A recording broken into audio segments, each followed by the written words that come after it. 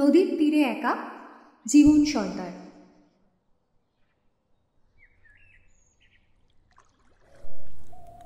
অনেক নদীর তীরে আমি একা একা গিয়েছি। কেন? এ প্রশ্নের উত্তর একটাই, প্রকৃতি পড়ুয়া হব বলে। তবে নদীর তীরে গিয়ে বসে থাকিনি, শুধু ঢেউয়ের ওঠানামা দেখিনি। ওই নদী কেমন নদী সেই খোঁজ নেওয়া ছিল আমার খেলা। ছিল কেন বলছি, এখনও আমি ফুরসত পেলে একটা না একটা নদীর তীরে যাই। এবার বর্ষায় বৃষ্টি হয়েছে কম, কিন্তু শরতে পরপর কদিন ঝমঝম বৃষ্টি হতেই নদীরা রং পাল্টে নিল। আমার প্রিয় নদী তিনটিকে একটু ভরা ভরা দেখলাম। ইচ্ছামতির তীরে বসার সুযোগ ছিল না, তাই পশ্চিম দামোদরের তীরে আমার প্রিয় ঘাট খাদিনানের পথে পাড়ি দিলাম। ওই ঘাটে যাবার দুটি পথ, একটি বাঁধের উপর দিয়ে হেঁটে, অন্যটি নৌকায়। আমি হেঁটে যাওয়া ভালোবাসি, আর সেটা হবে জলের কিনার ধরে। কিন্তু সেদিন মহিষরেখা ঘাটে একটা ডিঙি পেয়ে গেলাম। সেই ডিঙির মাঝিকে আমি খুব চিনি। সে বলল, এবার কি মনে করে? চৈত্র মাসেই তো এসেছিলেন। তখন ছিল শুকনো কাল, দামোদরের তখন অন্য রূপ। তার তীর ধরে সবজি ফসল ছিল দেখার মতো। আর এখন জল ভরা নদী দেখতে এসেছি। আমার উত্তর সোজা।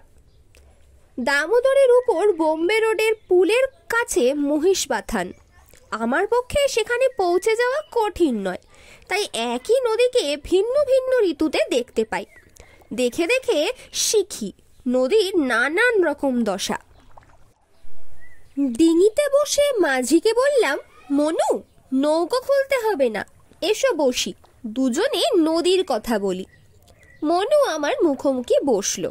বললাম, দামোদরে এখন জোয়ার ভাটা খেলে না? রূপনারায়ণ, ইছামতি দুই নদীতে জল বাড়ে কমে, জোয়ার ভাটা হয়। ভাটা তো লেগেই আছে। উপরে বাঁধের জল ছাড়লেই হই হই করে জল নেমে আসে, নইলে ভাটায় ঢিলা থাকে। কিন্তু জোয়ারের জল কেরামতি দেখাতে পারে না। কেন? কেন আবার? নদীর মুখে গেট আছে না, ওই গেট দিয়ে গঙ্গার জল আসা যাওয়া ঠিক হয়। ঠিক, তা দেখেছি আমি, কিন্তু তাতে অসুবিধা কি? চাষের কাজ, মাছ ধরার কাজ, এসব তো কমতি হয় না। মনু চুপ করে আমার কথা শুনছিল।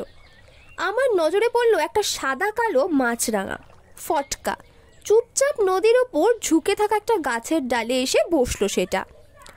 মনু, আমি প্রশ্ন করলাম, নদীর ধারের পাখিদের দেখছি না তো, কোথায় গেল সব? কি পাখি? শীতের সময় সময় খঞ্জন আসবে, এখন ওটার দেখা পাবে না।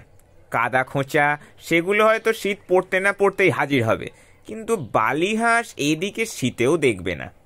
কেন? আমি তো রূপনারায়ণের চড়ায় কার্তিক মাসেই সরাল দেখেছি। সরাল হয়তো দেখতে পাবে এদিকে আর কদিন পরেই, রাতের বেলা ঝাঁক বেঁধে যায়, কিন্তু চখা কিংবা বড় জাতের হাঁস চড়ে না গেলে দেখা যাবে না। মনুর অভিজ্ঞতা আমার চেয়ে বেশি, আমিও দমবার পাত্র নই। বললাম, এই বছরই দামোদরের চড়ে চখা দেখেছি। অবাক সে বলল, কোথায়? দামোদরের চড়ে, ওই যে আসানসোল থেকে আদ্রা যাবার লাইনে দামোদরের উপর দামোদর স্টেশন, সেখানে। নদী খুব চওড়া বটে, তবে জল নেই। তার চড়ায় চখা দেখেছি, কাদা খোঁচা দেখেছি, মেছো বক দেখেছি। মনু আমার কথা শুনে হেসে ফেলল। এক নদীর অনেক রকম হয়, যেখানে যেমন মাটি তেমন তার দশা। আমাকে চমকে দিয়ে নৌকো খুলে দিল মনু। এবার তীরের গাছপালা, মাটির রং, এমনকি বছর বছর পলি জমে যে স্তর পড়েছে তার দেখা পাবো। এখানে এই নদীর তীরে আটকে থাকা শামুক, গেরি, গুগলি, খোলস দেখতে পাবো। এবার ওপারের পাখি, প্রজাপতির চলাচল দেখতে পাবো। এখন আর কথা নয়, শুধু এক মনে দেখা।